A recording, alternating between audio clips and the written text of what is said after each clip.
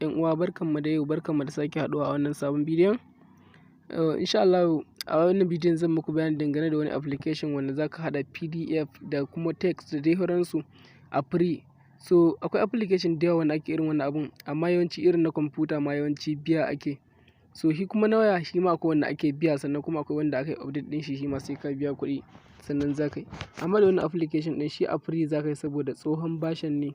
Idan baka da shi, idan kuma wayarka ta zo da shi kenan, idan kuma baka da shi akwai link ɗin shi a description. Sunan shi WPS Office. So za ka ga wani guri wanda na rubuta da nan da braille rubutu, kawai sai ka danna shi. Bayan ka danna shi ka yi download ɗin application ɗin, idan baka da shi kenan a cikin wayarka, sannan sai ka buɗe shi kamar haka. Kamar yadda kuke gani ga rubutuka nan. Kafin mu fara bayani, kafin mu fara yin bidiyoyi akan harkar blogging, irin harkar website kenan, blogger da WordPress da dai sauransu, wannan application ɗin da shi ake posting. Za ka zauna ba lallai sai ka buɗe data ba online, za ka zo ka zauna ka yi rubutun ka yadda ya kamata. Duk yawan da ka ga dama, sannan idan za ka tashi ma kai saving ɗin abinka, idan ka dawo sai ka ɗora. Misali a lokacin da ka yi rubutu misali kamar haka, kamar yadda kuke gani yanzu idan ka shigo next line, duk abin da ka ga dama za ka rubuta. Idan kana so kuma ka sa mai wani style haka, kamar da irin batik, yanzu kamar na posting kaga za ka rubuta shi kamar haka. Sannan kuma idan PDF ɗin kake so ka haɗa domin ya kyau, za ka zo ka danna wannan na tsakiyar. To dukkanin wannan su ne abubuwa, za ka iya copy da komai dai ga sanan dai abubuwan da suke ciki. So bari ku gani ma misali font, wannan shine salon rubutun da yake ciki, ga size ɗin wannan nan misali ina 11, za ka iya canjo shi irin ya zama babban rubutu da dai sauransu abin da kake rubutawa. So sannan kuma akwai B style, misali kamar wannan danne shi in selecting ɗin shi sai in sa shi a B style, kun ga ya ƙara girma. Ko irin ka sa mai layi ko ka canja mai kala da komai duk abin da kake bukata za ka yi masa idan kana so ka haɗa PDF kenan. Ka paragraph, irin wani rubutun santa kake so ya dawo tsakiya, ko duk ma dai abin da kake bukata za ka yi sa rubutun naka yi da sauransu.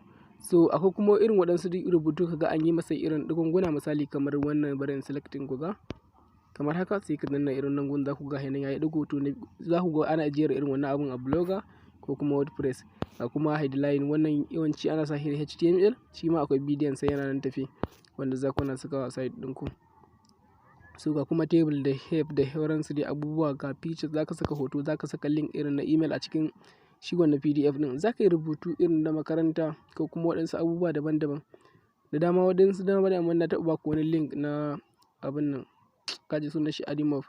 Wasu sun ce ba su san application ɗin da zai buɗe musu wannan abun a free ba. Misali bari ku ga table ga shi nan, idan ka ɗauko shi kamar wannan, za ka rubuta abin da kake so a nan. Misali kun gani, yawa misali kamar haka, ga table nan ya fito kamar yadda kuke gani. Za ka rubuta irin kamar yin nan kaza yadda ake kaza, nan kuma dai ka rubuta irin section, komai dai da kake so za ka tsara yadda ka ga dama. Ka rubuta duka abinka layi na biyu. To idan ka zo yin saving, misali yanzu ga shi wannan an rubuta shi kamar haka, misali mun ɗan gwada ne domin ba wai so muke bidiyon irin tsawon nan ba sosai. So idan ka zo nan da za ka yi saving, ka danna my document. To idan ka zo nan gurin saving ɗin nan, idan rubutu ne na posting ɗin ka kai, sai ka banshi a text. Amma kuma idan har PDF ɗin ne ko kuma shawarar wani file, ga sanan dai dukkan nasan kun san su. To misali bari in danna PDF, yin exporting ɗin zuwa PDF, kun gani yayi gaba ɗaya yanzu wannan ya zama PDF kuma a free. So a PDF za ka, duk wanda ka turawa haka wannan ta wasu ko ta wani guri daban-daban, to a PDF zai gan shi, kawai ya buɗe shi misali. Kun gani PDF, to saboda yanzu ma kun ga bai zo ba tukun, yana searching saboda ba ma shi kaɗai bane ba ma a cikin wayar ta PDF. Kun gani, kun gan shi nan har ya zo. To kamar haka, dan na san kun ga da kwanaki irin wannan su lokutan ana baku irin wannan abubuwan kuna ganin su, to a nan ake haɗawa kuma a free ne nan. Okay, mun gode sai mun haɗu da ku a bidiyo na gaba.